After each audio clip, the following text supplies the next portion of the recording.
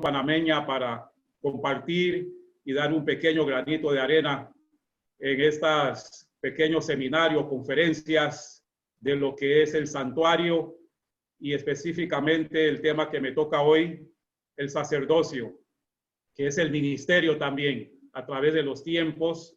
Muy agradecido con Panamá y igualmente un abrazo a todos y que Dios les bendiga ricamente. Amén. Bueno, quiero compartir, que me compartan pantalla, por favor, para el desglose del tema de hoy. Si tienen a bien, por favor. Sí, pastor. Le pasamos entonces el operador a usted, el host. Sí, Okay. por favor.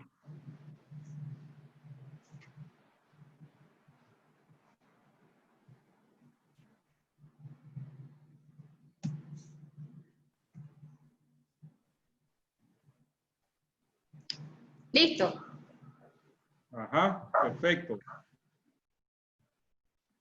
Gracias.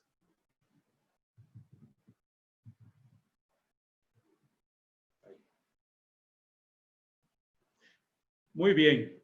¿Se aprecia así? Sí. ¿Se aprecia? Sí, Ok, sí. gracias. Sí se aprecia, Bueno, pastor. quiero como introducción, leer la cita de Amós 3 y verso 7 de la siguiente manera. Y dice así: porque no hará nada Jehová el Señor sin que revele su secreto a sus siervos, los profetas. Es una revelación del Antiguo Testamento, cómo se fue desarrollando el tema y el sistema del santuario, cómo Dios ha sido siempre una persona siempre precisa y ha querido todo nítido, y a través del tiempo y de la historia ha venido hilando su ministerio, su sacerdocio desde la fundación del mundo, o antes de la fundación del mundo, pudiéramos decir, porque esto viene del cielo. Recordemos que Dios le dijo a Moisés que hiciera una réplica exacta del santuario celestial, y por supuesto, antes de todo eso, tenía que ser un proceso que venía desde la liberación también del pueblo de Israel, que transcurrió un tiempo o un largo tiempo por el desierto. Y nótese que Dios quería que Israel fuera a la tierra prometida casi exactamente en brevedad del tiempo, 11 días, más o menos, 11 días. Pero a causa de la dureza de su corazón y a ver los milagros que Dios siempre hacía, él pudo dirigir a Moisés, que era el líder del pueblo de Israel, pero causó una tristeza por el Señor por espacio de 40 años. 40 años. Moisés sube al monte, recibe instrucciones de parte de Dios, de parte del Señor, y duró más de un mes, pudiéramos decir así. Pero estaba contento, estaba agradecido, estaba satisfecho, y él abrazó esas 2 tablas de piedra que fue escrita con el dedo de Dios, con tanto cariño, con tanto amor, que el pueblo prácticamente se había olvidado de Moisés. Y al verse olvidado de Moisés, ahora notemos aquí, notemos aquí que el pueblo se cansó. es algo típico del ser humano que se cansa muy fácilmente. Pero mientras Moisés estaba en el monte recibiendo las instrucciones del Señor acerca de la edificación del santuario, los israelitas se cansaron de esperar. Había estado ausente por más de un mes, que ya les comenté, y no estaban seguros si volvería.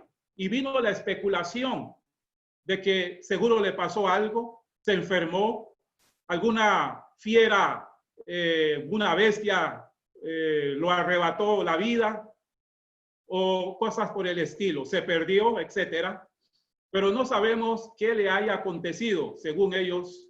Por lo tanto, pidieron a Aarón, ahora que era otro líder del pueblo de Dios, que les hiciese dioses, como se había tenido en Egipto también. Y claro, le pareció raro a Aarón hacer esto, pero sin embargo accedió a sus demandas, porque Israel estaba amañado. El pueblo de Israel, esclavos por tantos años, más de 215 años, estaba amañado a las costumbres, a la idolatría. Pero ellos querían adorar a algo y disfrutar de una fiesta que habían celebrado entre los egipcios también. Aarón no le puso tanto pero al asunto y estaba dispuesto a hacer lo que pedía el pueblo. Y pronto fue hecho un becerro de oro, del cual el pueblo dijo también: Israel, estos son tus dioses que te sacaron de la tierra de Egipto. Estamos en el capítulo 32 de Éxodo.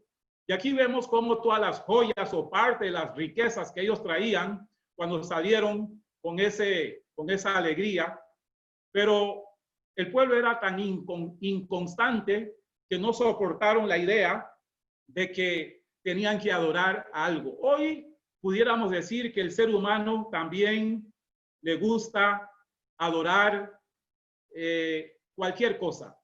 Sin embargo, aquí vemos cómo Aarón edificó el altar, proclamó fiesta a Jehová, entre comillas, ¿no? Fiesta a Jehová por ese becerro, que era un Dios muerto, era idolatría, no tenía ningún sentido real, pero bueno, a causa de la testarudez de su corazón, se santificaron holocaustos y ofrendas de paz, que eso era una abominación.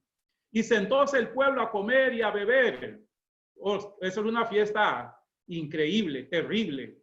Se emborracharon, hacían locuras, orgías, lujurias. Y se regocijaron, según el versículo 32, verso 6. Por supuesto, Moisés no sabía nada de esto hasta que Dios le informó: presto se han apartado los israelitas del camino que yo les mandé y se han hecho un becerro de fundición. Y aquí nos damos cuenta que esto era una aberración y han dicho: Israel, estos son tus dioses, y estaban eufóricos, ¿ya? Y trajeron toda la costumbre de la tierra de Egipto con la multitud mixta. Entonces estaban ellos, como quien dice, confabulados también. Indudablemente, para probar a Moisés, Dios le promete ahora destruir al pueblo y hacer de él una gran nación. Vean qué curioso. Dios es celoso, que visita la maldad, dice la Biblia, desde la tercera y hasta la cuarta generación. Pero Moisés intercede por el pueblo y pide a Dios que lo perdone. Qué hombre más carga pesada, qué calidad de sentimiento de este ministro, de este profeta, de este varón de Dios. Intercede por el pueblo a pesar de que merecían ese castigo. Pero Dios pues considera la situación, accede misericordiosamente a su petición. Entonces Jehová se arrepintió del mal que dijo que había de hacer a su pueblo. Qué curioso, ¿no? Pues la Biblia dice que Dios no es hombre para que se arrepienta, ni hijo de hombre para que no sea veraz en lo que dice o hace. Pero Moisés no estaba evidentemente preparado para el espectáculo que se ofreció a sus ojos cuando bajó del monte. Qué curioso, qué tremendo. El pueblo estaba gritando, estaban locos y bailando. Imagínense, era una fiesta, una pachanga, como comúnmente decimos, ¿no? Hasta el punto que Josué concluyó: alarido de pelea hay en el campo. Estaban como salvajes.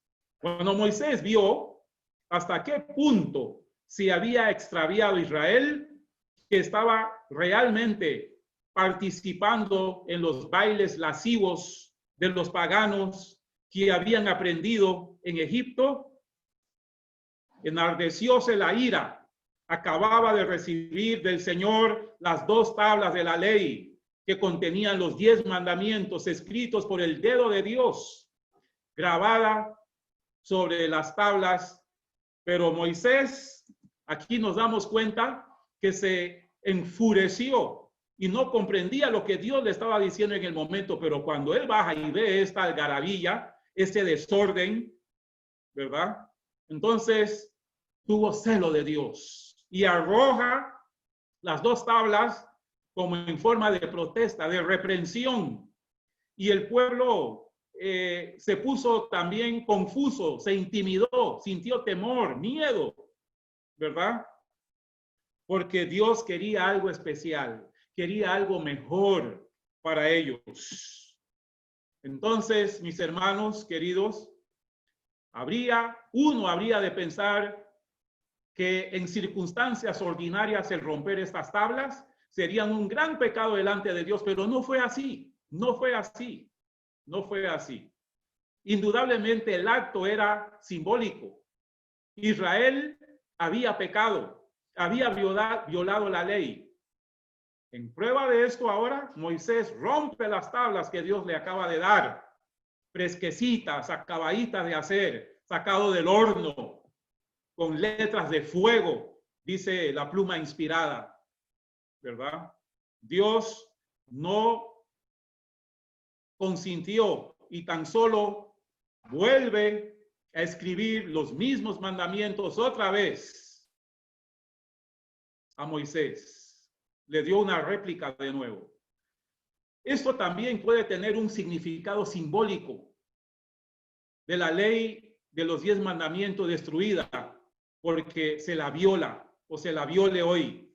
Dios la escribe de nuevo, porque él quería recuperar a su pueblo. Estaba extraviado, quería hacerle reformas, regenerarlos. Estaban, como quien dice, en una escuela en el desierto una vez, pero costó enderezarlos al final de cuentas, ¿no? El pecado que Israel había cometido era muy grave y Dios había hecho cosas para ellos.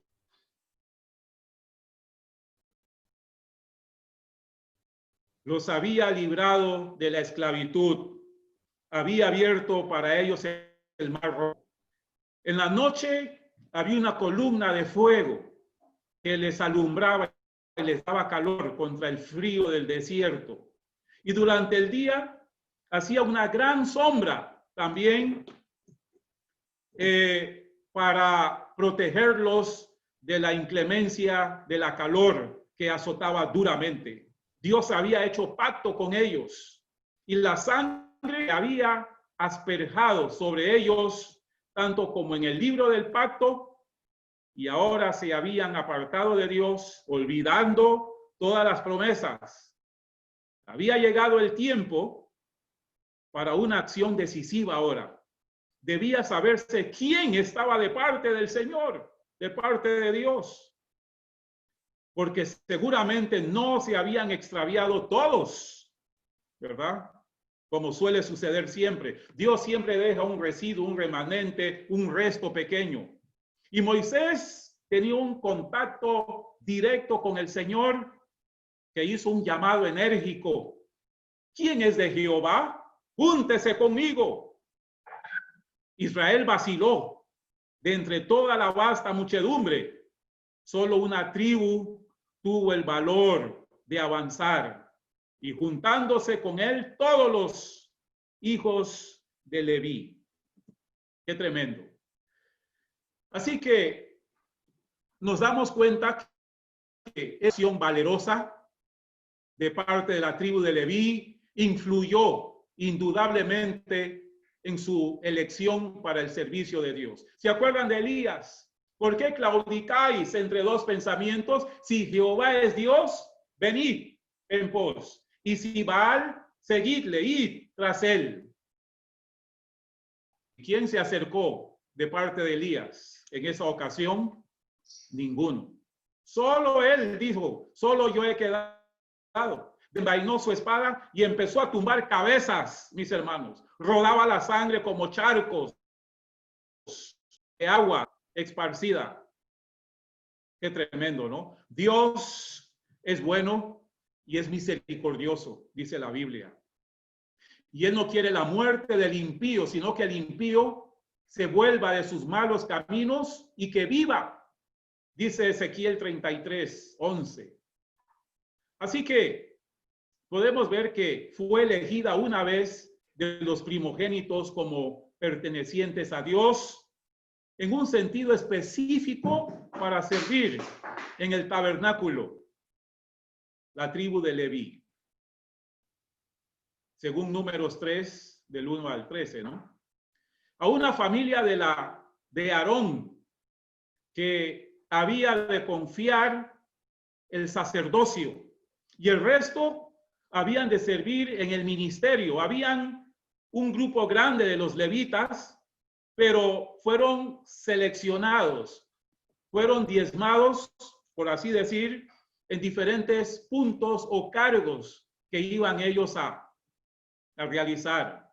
Y por eso en el servicio del tabernáculo, en su ministerio, y guardar todas las alhajas del tabernáculo del testimonio, los sacerdotes ungidos, cuyas manos él hinchió para administrar el sacerdocio. Aquí viene entonces cómo la secuencia y cómo inicia el sacerdocio también en el pueblo de Israel, en el pueblo de Dios, mis hermanos.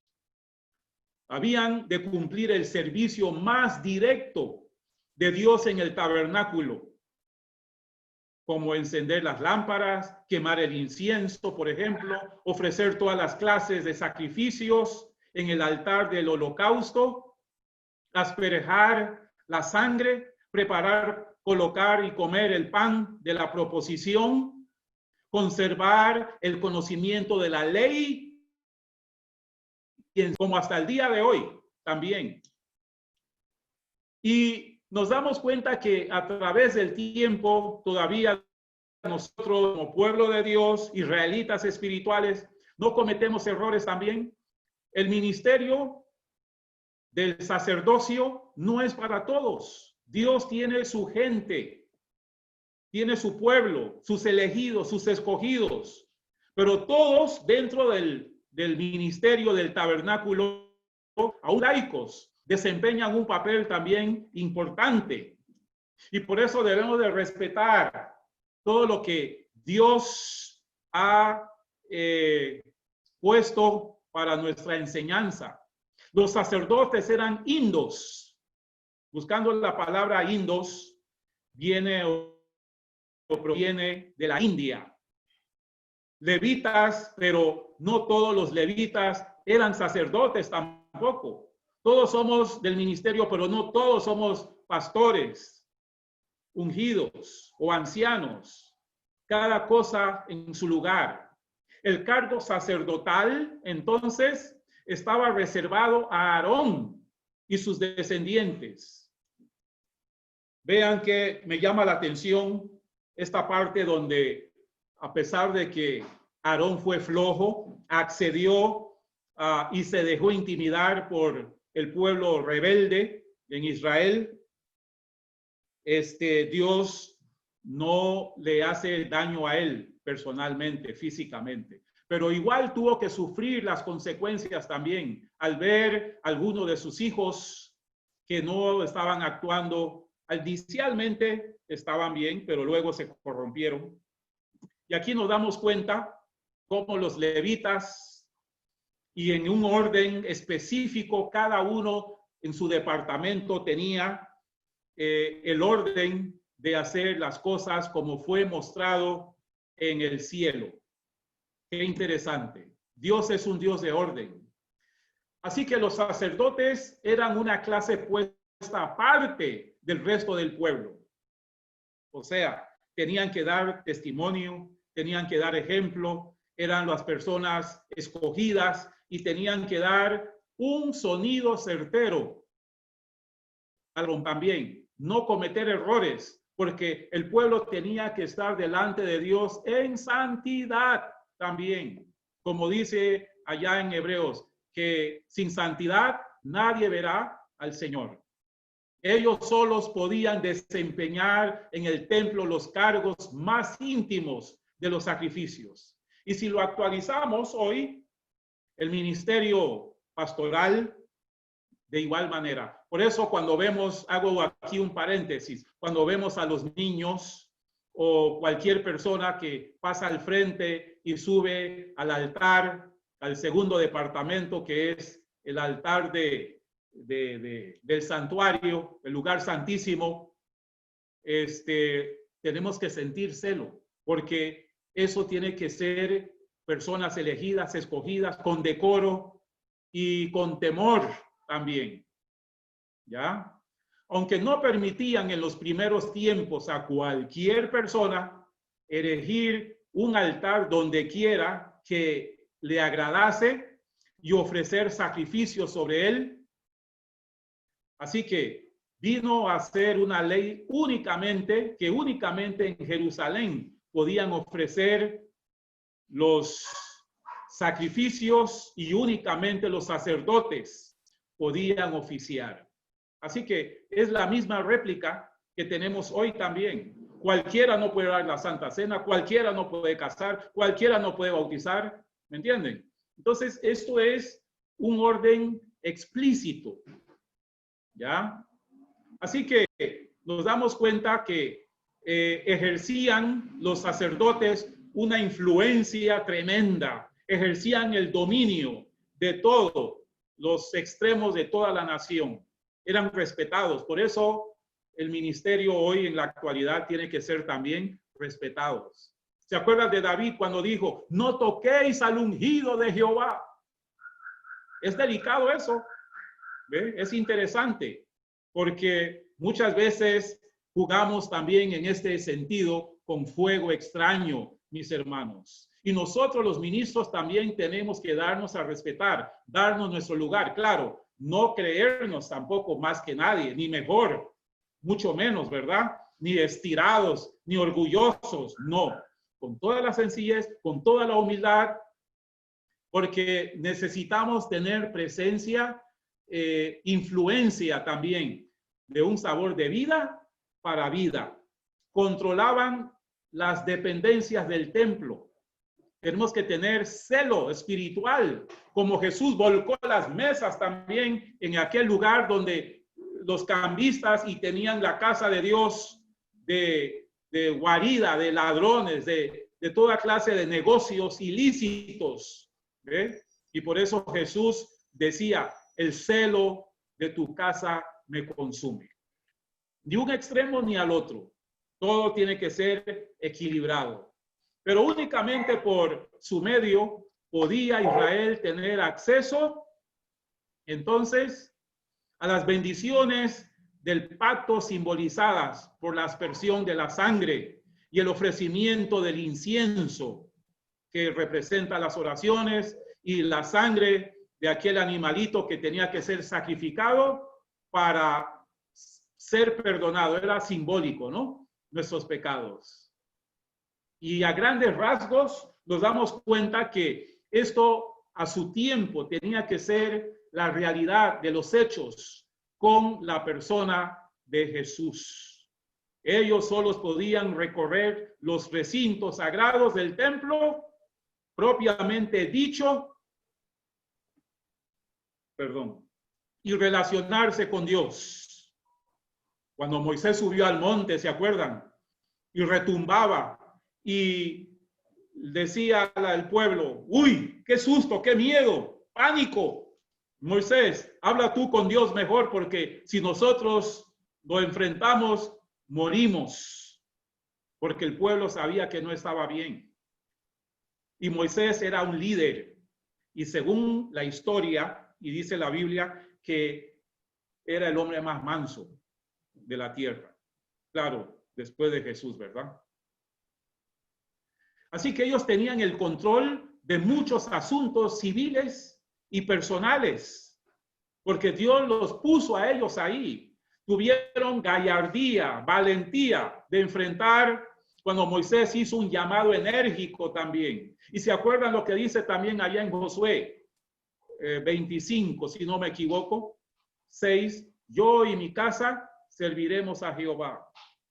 Que tu casa sea un santuario, que tu casa sea un sacerdocio, que nosotros podamos ser compungidos de corazón y buscar al Señor con temor y temblor.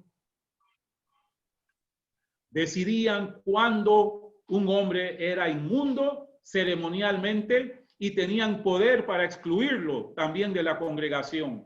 Qué grande cargo y responsabilidad tenían los sacerdotes entonces. Así que esto no era cosa fácil, ni era tampoco cualquier cosa, mis hermanos, era sagrado. Y por eso el ministerio hoy actual, ¿se acuerdan la vara de Aarón que reverdeció? ¿Sí? Representaba también el ministerio, los evangelios de nuestro Señor Jesucristo. Y esto da mucho que decir, que desear. Se referían los casos de lepra a su examen, y de su palabra dependía la decisión de un hombre.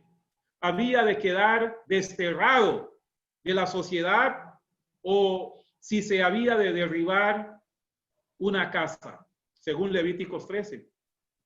Guárdate de llaga de lepra, observando diligentemente y haciendo según todo lo que os enseñaren los sacerdotes levitas. Cuidaréis de hacer como les he mandado. Acuérdate de lo que hizo tu Dios a María en el camino después que saliste de Egipto. Bueno, eso lo estudiamos hace poco, ¿se acuerdan? Cuando ella sintió celos de Séfora, la esposa de Moisés, y Dios la castigó un tiempo, y Moisés tuvo que interceder por ella. Nosotros también debemos de interceder por el pueblo muchas veces, tanto colectivo como individual. Llorar, dice el apóstol Pablo, ¿ya? De todo corazón por el pueblo cuando se rebela contra Dios, contra el ministerio, mis hermanos, porque eso es bueno. Así que la decisión era final. Si amonestaba al hombre a hacer algún, según la ley que ellos le enseñaren y según el juicio que dijeren, y el hombre que produciere con soberbia, no obedeciendo al sacerdote que está para ministrar allí delante de Dios, o al juez, el tal varón morirá, y quitarás el mal de Israel. En esos tiempos las leyes eran duros, y los sacerdotes, si era un familiar, también tenían que actuar con todo el dolor del alma, pero era Jehová a quien tenían que servir, respetar y honrar en todo el sentido de la palabra, ¿verdad? Así que, hermanos, el pueblo tenía que ser reformado, tenía que aprender nuevamente como al principio. Acuérdense de nuestros primeros padres, tuvieron que pagar el castigo a causa de su desobediencia también. Ellos tenían que cuidarse de no tocar el árbol prohibido, y al hacerlo, entonces las consecuencias les vino. Y por eso dice la Biblia, por cuanto el pecado entró en el mundo por uno, así pasó, dice, a todos. Y por eso estamos infectados, pero no es imposible, porque recordemos a los discípulos, a las mujeres de antaño que se convirtieron, se consagraron, hicieron un pacto con Dios y le fueron fiel servidores también hasta el final. Y por eso hoy no somos menos, somos de hombres de pasiones semejantes a las de Elías también. Pero Elías hoy está gozando, está disfrutando de, del reino de Dios como testigo del Señor allá en los cielos junto con Moisés, mis hermanos. Y nosotros también podemos alcanzar la victoria, pero para eso tenemos que ser más que vencedores, negarnos a nosotros mismos y pactar con Dios, porque fuimos elegidos desde la fundación del mundo para ser, dice la Biblia en Pedro, reyes y sacerdotes también. Alabado sea el Señor, ¿verdad? Así que nosotros tenemos que dar ejemplo en todo el sentido de la palabra. Y aquí vemos que al sumo sacerdote tenía el pectoral también cuando tenía que oficiar una vez al año. Y era algo explícito, era un mandato divino. Y aquí este pectoral está representando a las 12 tribus de Israel, cada piedra preciosa que ahí se ve en el pecho del sumo sacerdote. ¿Ve? Y por eso nosotros tenemos también que dar un sonido certero. Las pruebas del sacerdocio eran grandes y sus derechos se guardaban muy celosamente también. Y no era cualquier cosa. Únicamente Aarón y sus descendientes podían oficiar en el culto de los sacrificios.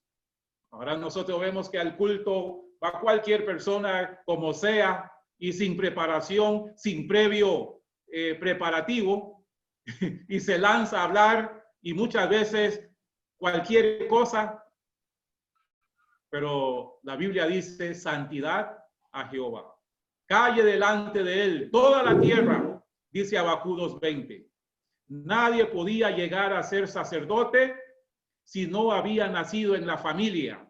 Hoy no es así, hoy es diferente también, ¿verdad? Cristo vino como quien dice a poner un poquito más suave la carga, porque si no, ¿qué levitas hubiera hoy para hacer este acto? ¿No? Ninguno.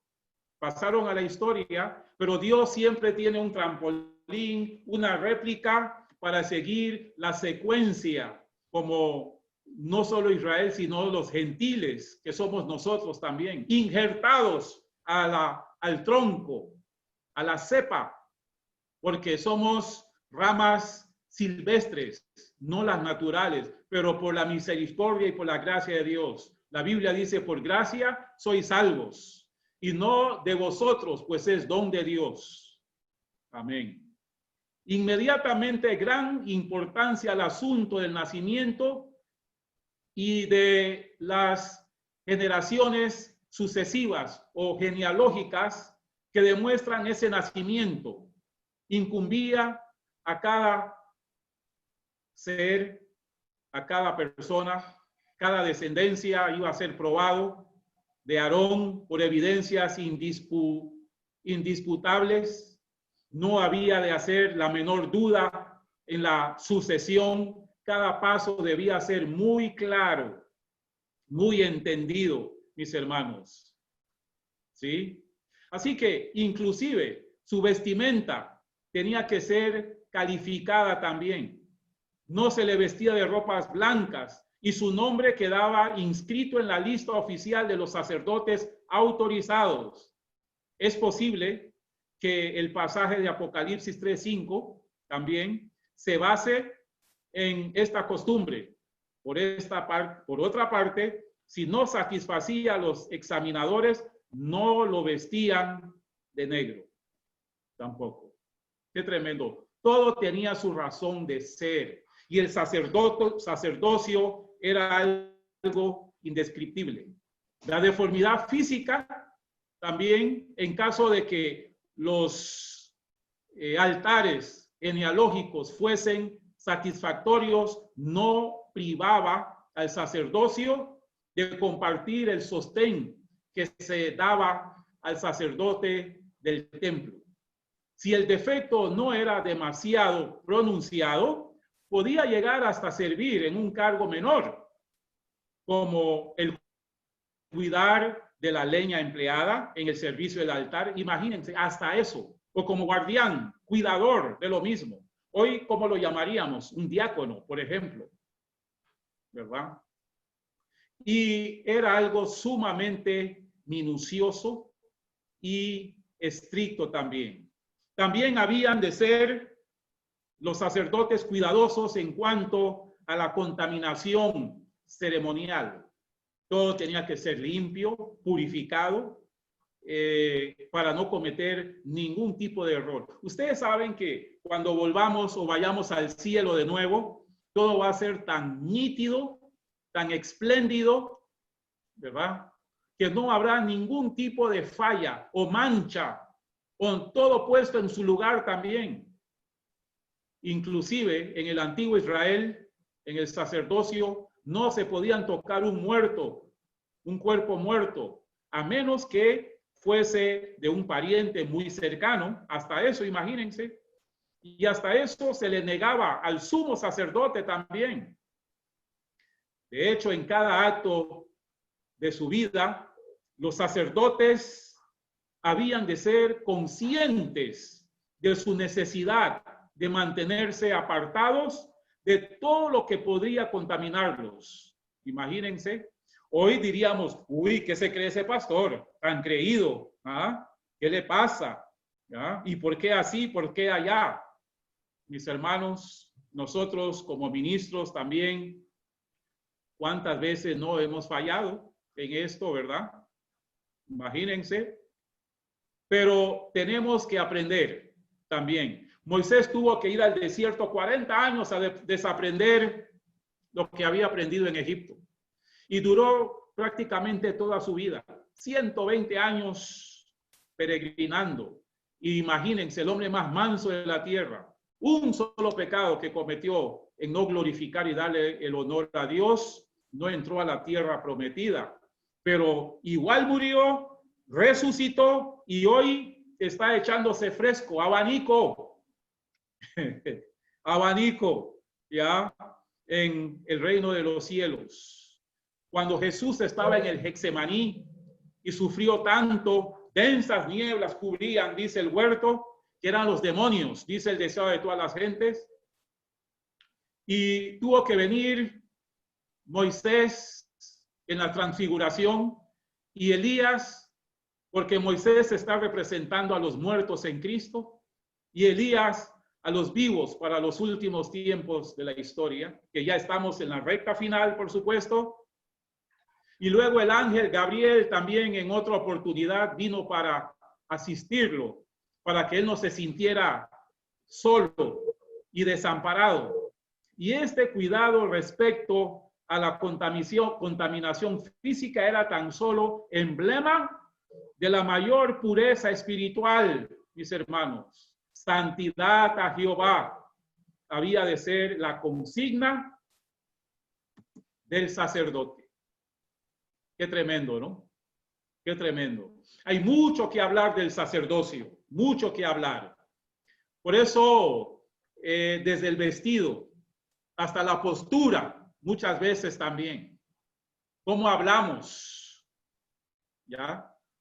Y eso no es nada fácil porque venimos amañados de tantas cosas. Cómo se ungía, se imponían las manos también sobre los sacerdotes, el sumo sacerdote también, ¿ya?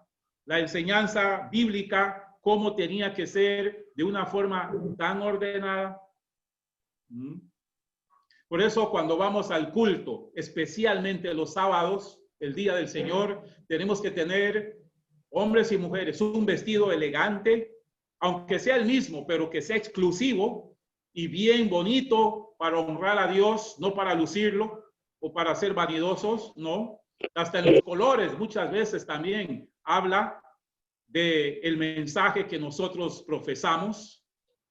¿Se acuerdan que algunos años atrás, bueno, al menos yo aprendí eso en Panamá, cuando estaba iniciando, que se nos enseñaba mucho el espíritu de profecía y la Biblia, por supuesto, en primer lugar, y que los colores chillones no se podían usar porque era un escándalo, era llamativo, llamaba mucho la atención, que distraía y uno no se concentraba, como el amarillo vivo, el rojo chillante y colores así extravagantes. Pero hoy se volvió una moda, créanme, se volvió una moda. Tenemos que volver a los hitos antiguos. Otra vez, mis hermanos. Y ustedes dirán, algunos quizá, eso es fanatismo. ¿Qué tiene que ver los colores de la vestimenta para servir a Dios? Dios ve el corazón y no el vestido. Pues créanme que hasta eso Dios ve, mis hermanos. Lo que pasa es que hoy nosotros hacemos cosas que nos parece bien, pero que no está bien, no es del agrado.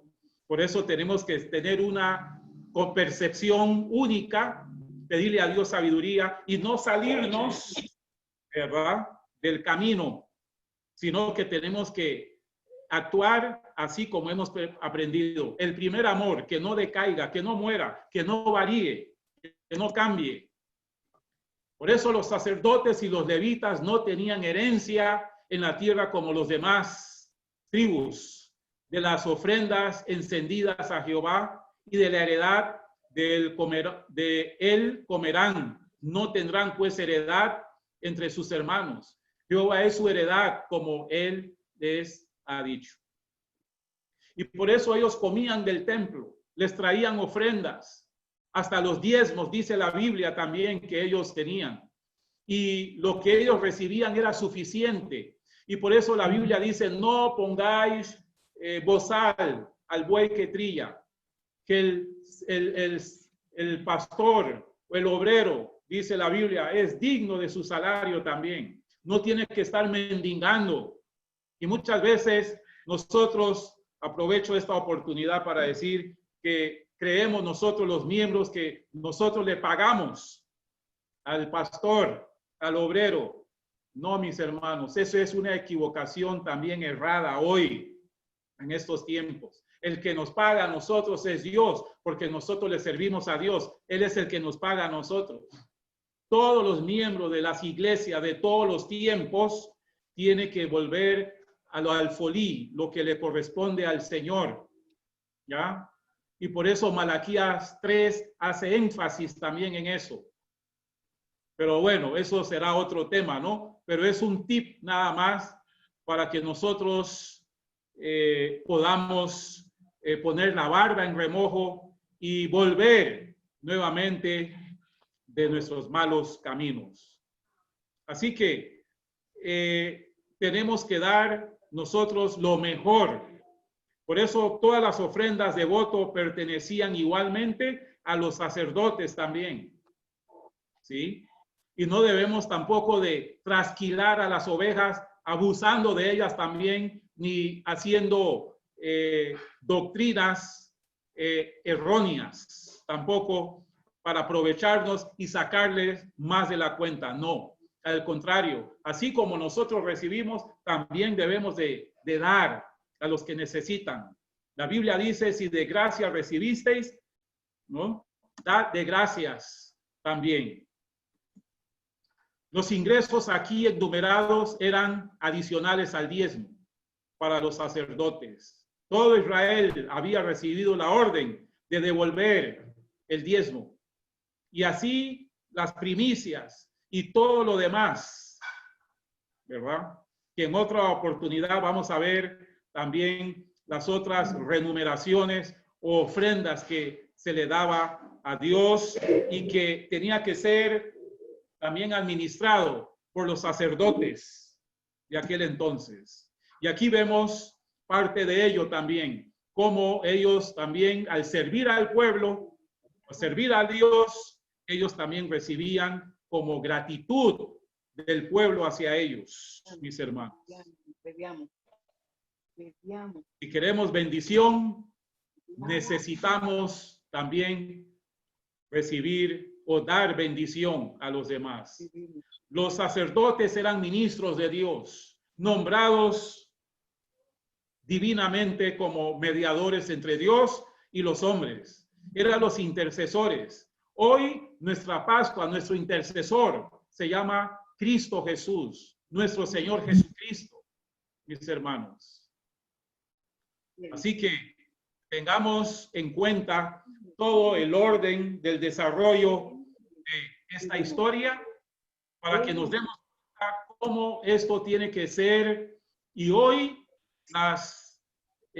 los sacrificios como un olor grato, el humo como incienso que va hasta el trono de la gracia, cuando hacemos el sacrificio, hoy ya no tenemos que matar a un corderito.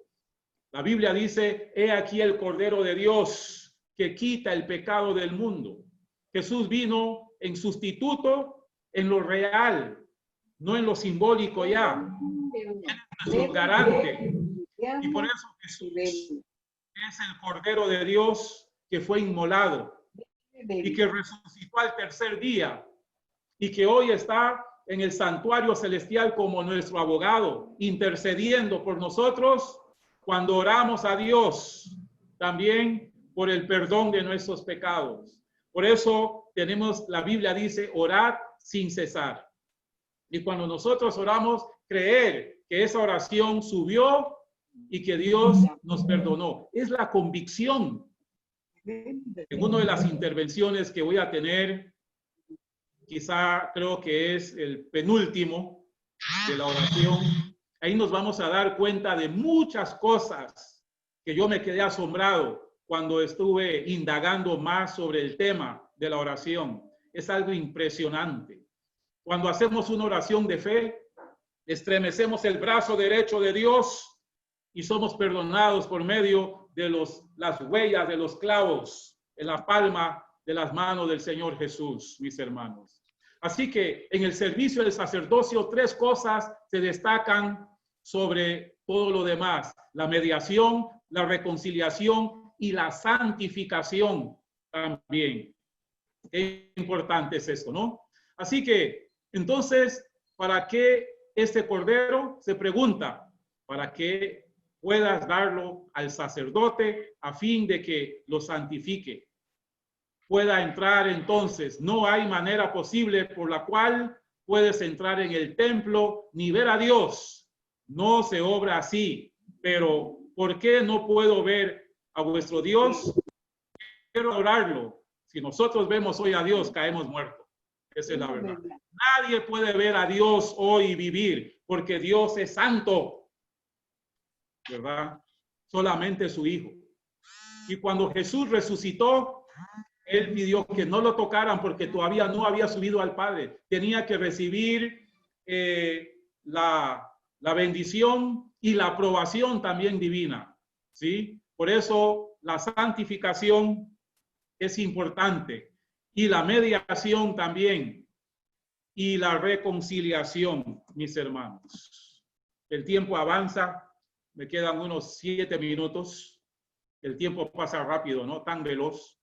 El segundo detalle descollante del servicio era la reconciliación. El pecado nos separa de Dios. Por eso necesitamos estar conectados con Dios día con día, en el nombre de Jesús, que fue inmolado como el cordero que dio su vida por nosotros y dio su vida en rescate de muchos o de todos. Es lo que oculta el rostro de Dios hacia nosotros y le impide oírnos muchas veces. Por eso Cristo es el mediador.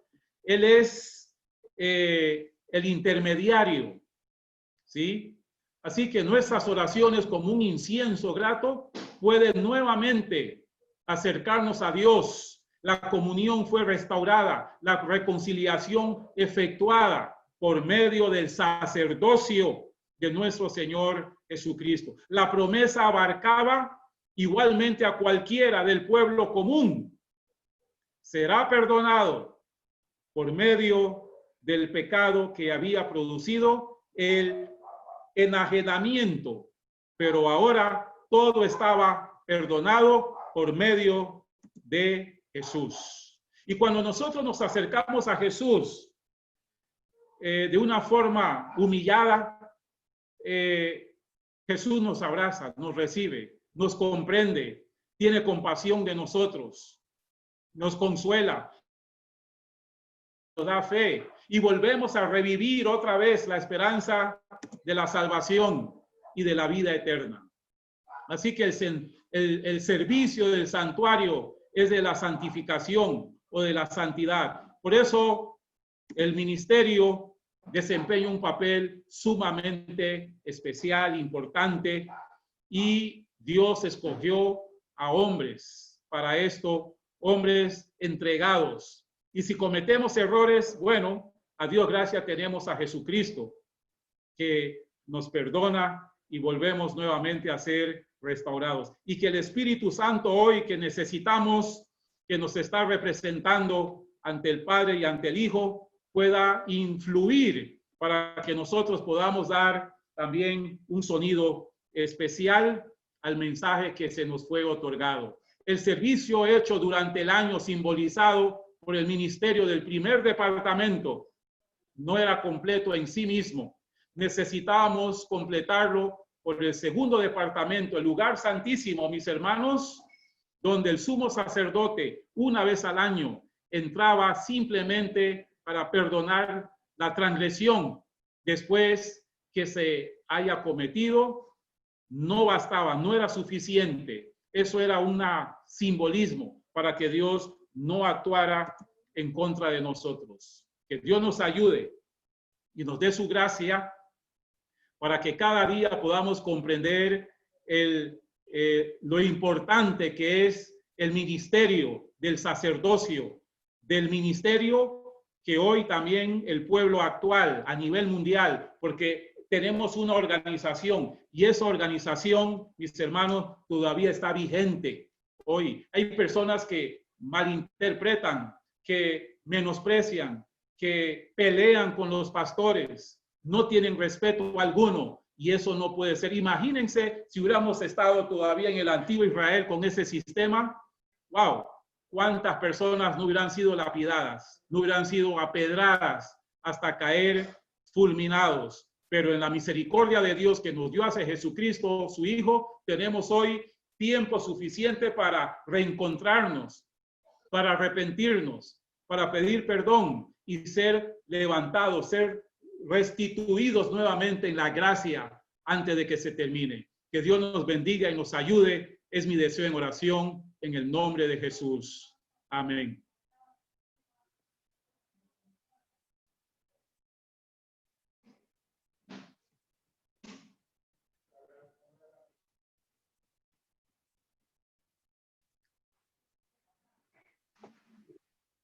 Agradecemos a nuestro querido pastor Alfonso Moore por este maravilloso tema acerca del sacerdocio. Amén. Y ahora en estos momentos vamos a invitar a nuestra hermana Solángel. Venga. Que va a tener un especial para la honra y la gloria de Dios, una alabanza especial para la honra y la gloria de su nombre. Amén. Buenas noches, hermanos. Un instante, Solángel. Pastor, ¿puede dejar abandonar la presentación?